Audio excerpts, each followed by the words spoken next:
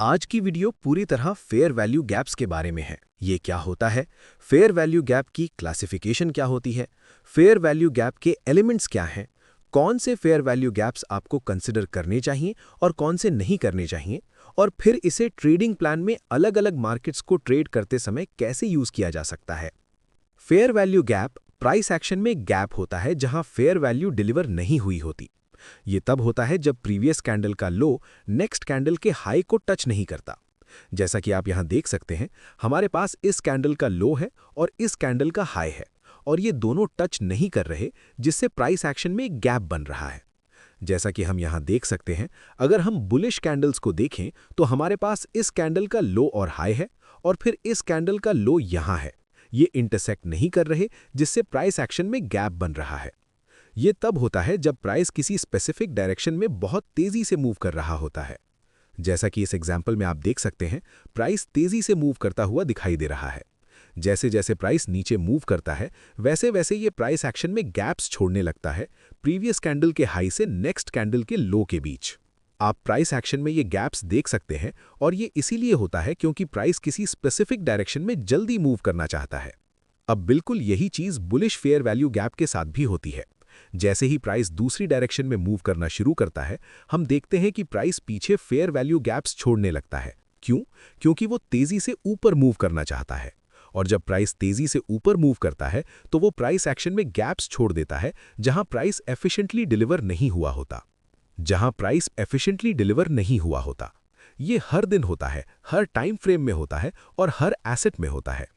आप जहां भी चार्ट्स देखते हैं, वहां फेयर वैल्यू गैप्स दिखाई देते हैं। तो हम फेयर वैल्यू गैप्स को बेयरिश फेयर वैल्यू गैप्स और बुलिश फेयर वैल्यू गैप्स के रूप में देख सकते हैं। लेकिन in specific fair value gaps की एक और डिटेल्ड क्लासिफिकेशन भी होती है। जैसा कि आप देख सकते हैं, बेयरिश फेयर वैल्यू गैप के लिए एक क्लासिफिकेशन होती है जिसे सिबी या बिसी कहा जाता है। इसका मतलब होता है sell side imbalance, by side inefficiency या इनएफिशिएंट। इसके अलावा हमारे पास बिसी भी होता है, जिसका मतलब है by side imbalance, sell side inefficiency. साधारण भाषा में अगर समझें तो बेयरिश फेयर वैल्यू गैप, जिसे सिबी कहा जाता है, उसका मतलब है सेल साइड इम्बैलेंस, यानी सेलिंग साइड ज्यादा स्ट्रांग है। मतलब हमने प्राइस में सेल साइड डिलीवरी दी है, लेकिन अभी तक इस एरिया में कोई ग्रीन कैंडल या बाय साइड डिलीवरी नहीं आई है, जिससे ये एरिया ग्रीन कैंडल्स के लिए इनएफिशिएंट बन जाता है। इसे समझाने का सबसे आसान तरीका यही है। बिल्कुल यही चीज BISI के साथ भी होती है, बाई साइड इम्बैलेंस। यानी यहां ग्रीन कैंडल डिलीवरी या बुलिश डिलीवरी हुई है, लेकिन अभी तक इस एरिया में बेरिश डिलीवरी नहीं आई है। अब यहां हमारे एग्जाम्पल्स को देखते हैं। जैसे ही प्राइस नीचे मूव करता है, हम देखते हैं कि कैंडल्स बहुत तेजी से दूर मूव कर रही हैं और ये गैप्स छोड़ रही हैं। जब ऐसा होता है, तब इन एरियाज में ग्रीन कैंडल्स डिलीवर नहीं हुई होती। अब जब प्राइस दूसरी डायरेक्शन में मूव करता है, तो क्या करता है?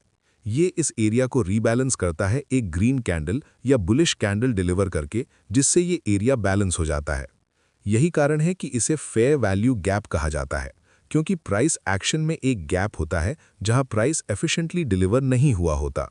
तो अगर हम यहां प्राइस को थोड़ा रिवाइंड करें और देखें कि प्राइस कैसे प्ले आउट करता है, तो इस कर्व के लेफ्ट साइड में प्राइस इनएफिशिएंटली डिलीवर हुआ है, और जैसे ही प्राइस वापस ऊपर मूव करना शुरू करता है, ये इन इम्बैलेंसेस को फिल करता है, जिससे प्राइस एफिशिएंटली डिलीवर होने लगता है।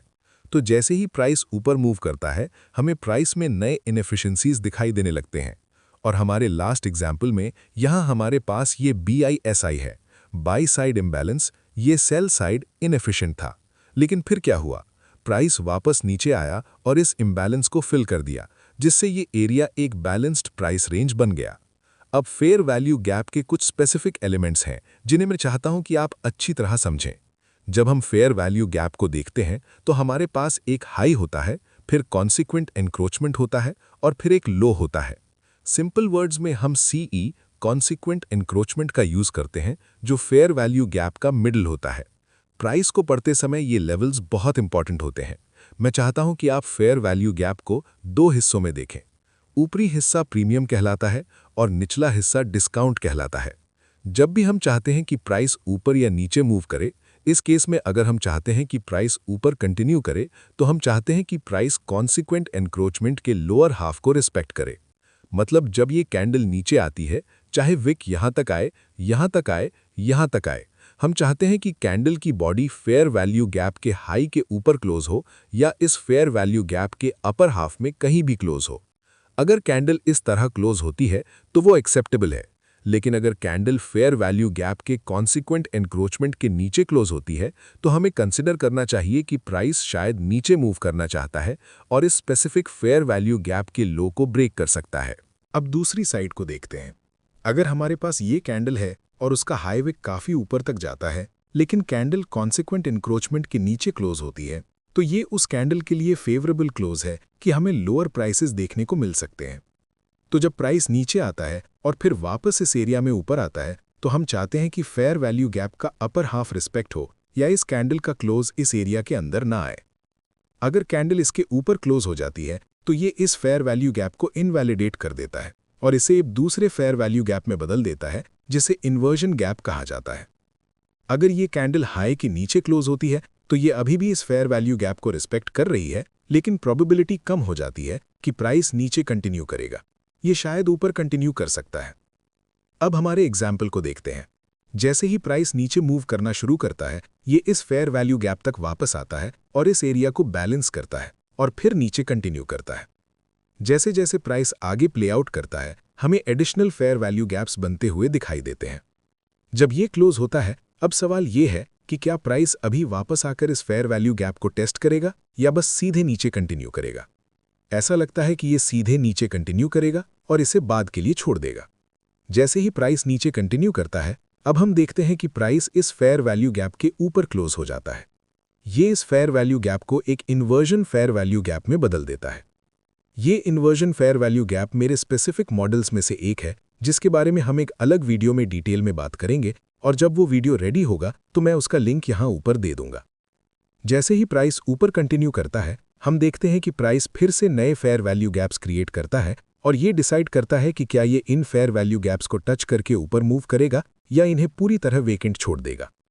जैसे ही प्राइस ऊपर मूव करता है, हम देखते हैं कि price in fair value gaps को टच करता है या नहीं, ताकि पता चले कि प्राइस इसे रिस्पेक्ट करके ऊपर मूव करना चाहता है या इसे वायलेट करके नीचे मूव करना चाहता है।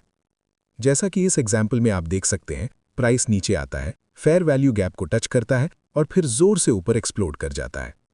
अब इस पॉइंट पर मैं चाहता हूं कि आप एक बहुत इंपॉर्टेंट चीज समझें जो आपको फेयर वैल्यू गैप्स को सही तरीके से देखने में मदद करेगी। प्राइस केवल दो कारणों से मूव करता है।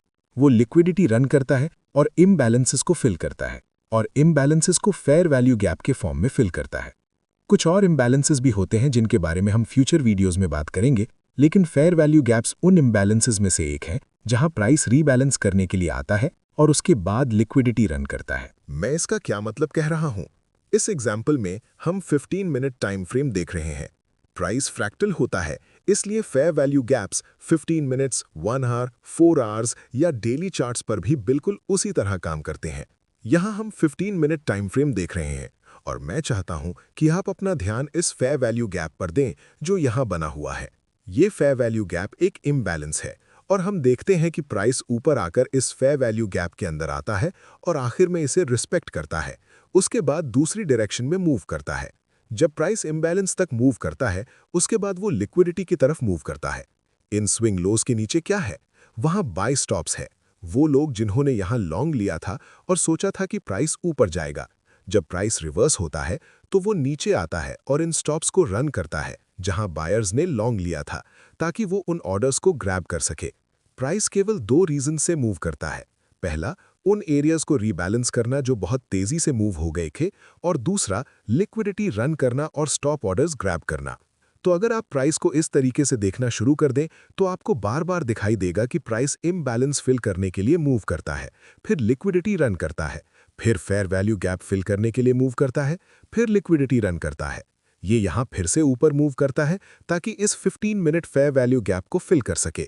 ये उस फेयर वैल्यू गैप के कॉन्सिक्वेंट इंक्रोचमेंट को रिस्पेक्ट करता है और फिर नीचे मूव करता है, लेकिन आखिर में दिन के अंत में रुक जाता है।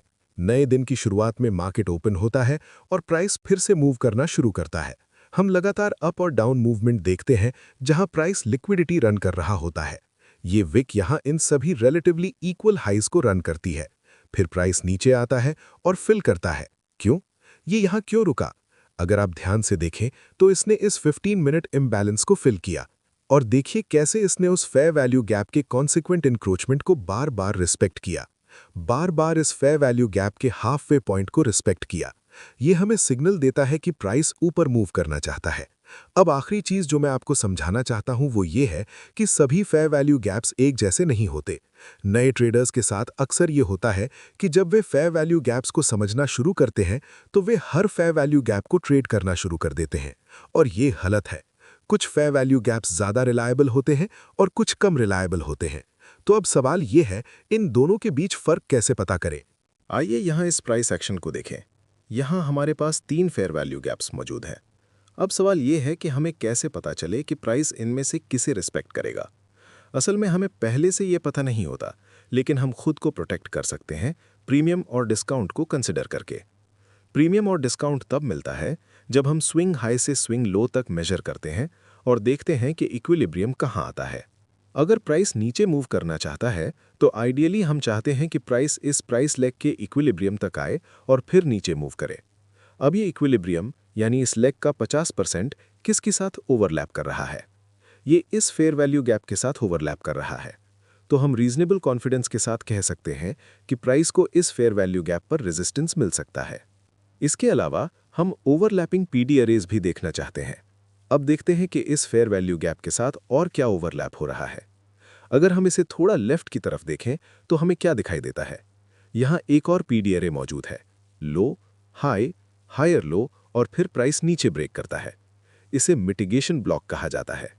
जब हमें फेयर वैल्यू गैप के साथ लेफ्ट साइड में कोई स्पेसिफिक पीडी अरे ओवरलैप करता हुआ दिखाई देता है तो हम इसे फ्यूचर रेफरेंस के लिए एक ज़्यादा रिलायबल फेयर वैल्यू गैप मान सकते हैं।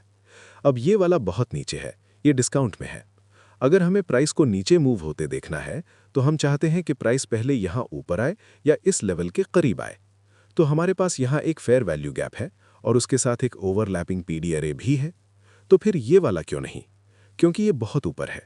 ये बहुत ऊपर क्यों है? क्योंकि ये एरिया पहले ही बैलेंस हो चुका है।